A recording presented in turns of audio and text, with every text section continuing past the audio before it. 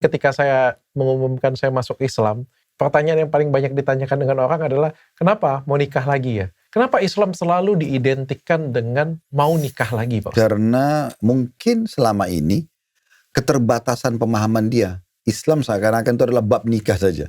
Misal kita melakukan sesuai dengan syariat Islam, kita sudah ta'aruf, nggak cocok Pak Ustadz, kenal aja bisa nggak cocok. Ada solusinya juga, solusi yang lain adalah perceraian. Kalau sudah sampai pada titik tidak bisa bertemu lagi dong. Lebih parah lagi, kita umbar aib kita atau kesalahan pasangan kita di media sosial Pak Ustadz. Kalau dalam Islam bagaimana Pak Ustadz? Ya, untuk apa dibuka di media sosial? Banyak endorse nanti Pak Ustadz habis itu. Artinya untuk apa dia mendapatkan keuntungan duniawi dari permasalahan yang dia hadapi? Kalau misalnya kita punya poligami Pak Ustadz, istri 2 atau istri 4 Pak Ustadz, boleh gabung jadi satu nggak Pak Ustadz?